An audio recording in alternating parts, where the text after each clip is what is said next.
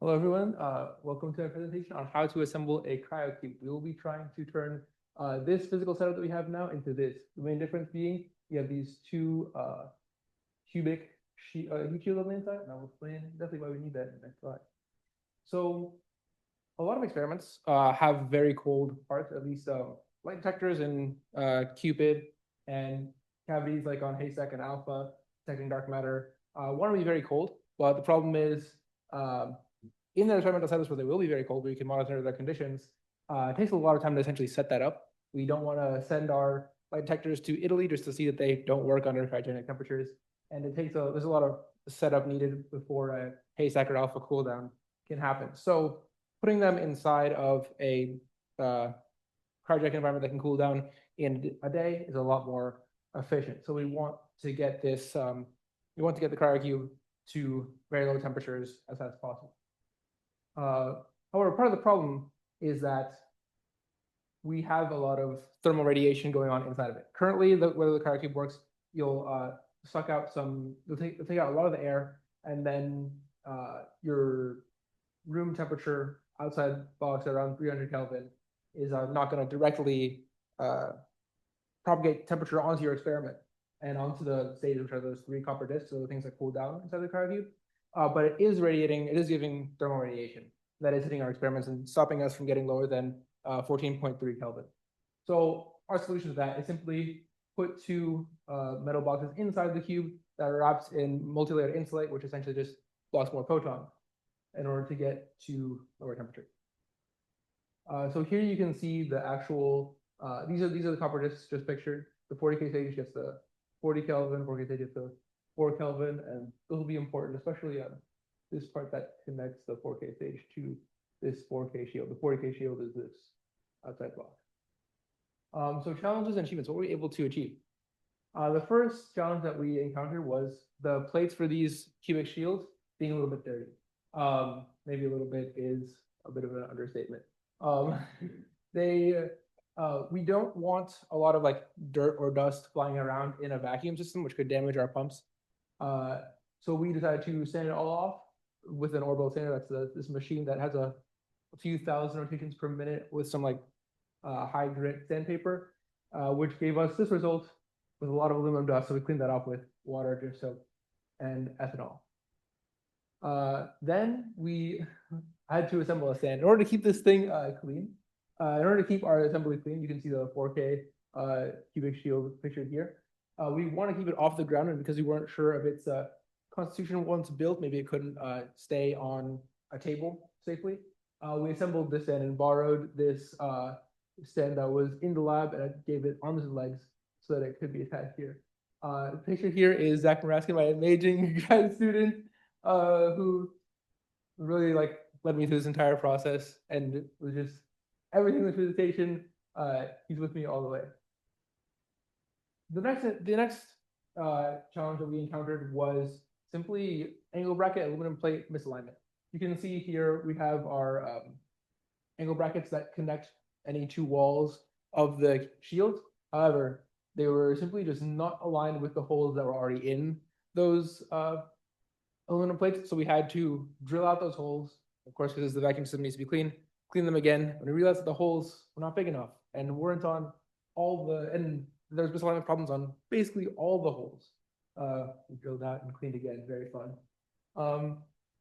But after that, we had an amazing achievement where probably like half of you guys, undergrads, pulled off and rebuilt the 4K shield together with a newly drilled hole. That is the inner cube that you can see here. And we were also able to attach to the stand this 40K top shield plate. The next challenge will be the top hat. As you can see, that's a cylindrical shape that you can see connecting the 4K stage to the 4K shield. That's how the 4K shield achieves a 4 Kelvin temperature and radiates far fewer photons onto your experiment. However, it needs to be thermalized with the 4K stage. This is just a piece of metal, hopefully copper, that will quickly thermalize with the 4K shield, bringing it to that 4K temperature. It is essentially done being catted, and we'll hopefully get machines soon.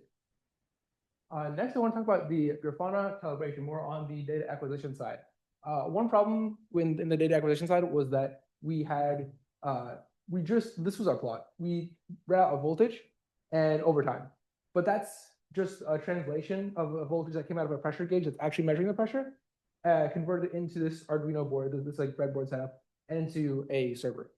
So what we had to do was pump out, this is a pressure measurement, and at different pressures, acquire a voltage, see what the voltage conversion was, and create a function that converted the input voltage that the computer saw into an actual pressure with error.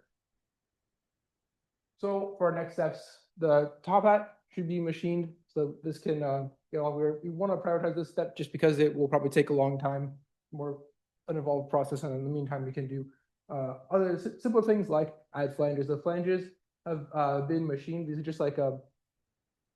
just like metal circles that close up these holes you may have noticed in the 4K stage, 4K shield. We want wires to come out so we can read measurement like temperature data, but we also want to block as many photons as possible. So those will go in those holes. We also, this is my terrible drawing of a like angle bracket. It's a heat strap, which means it's just going to go in between an angle bracket and the aluminum plates. And once we tighten down the screws that go in really well, it'll thermally connect all the walls very quickly, so that all the walls can thermalize very quickly. So the long-term goals, we get the light detector in the cryocube. Once we're hitting that closer to 1K, we'll be representing actual experimental conditions a bit better, and we will actually be able to learn something about the light detector's leakage current, how high you can crank the voltage, how much gain you can get before you start to lose some of its sensitivity. So just now I want to thank everyone who helped me out this process. First of all, Raina, my amazing PI who invited me on this journey. I also want to thank Zach, who is just with me every step of the way, and James, who despite being involved in every project everywhere, made time to work on cryocube with me. I want to thank everyone in all our collaborations, but especially ASAC Alpha, Core Cupid. I was with you guys this entire time, and that was an amazing experience for me. And overall, I want to thank everyone at Wright Labs who's helped me throughout these 2 months and making it possible for me to get to this point. That's all.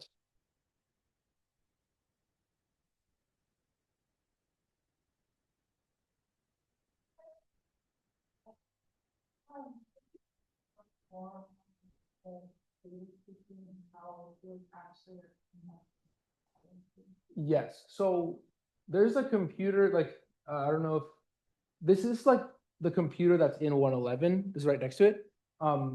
There's this like physical, like this gauge, this like yellow box that's connected to the outside of the cryocube, and one that's connected to a pump that takes a pressure on it and outputs a voltage, and that voltage, we just send it through a wire that goes to this box. This box transforms that voltage a little bit. We didn't know how, and then converts it into a number that we saw in a computer that's reading out, a Grafana's reading out. We saw this and we were like, oh, I don't know what pressure this is, because it's just giving us a voltage. So all we want to do is read out the pressure.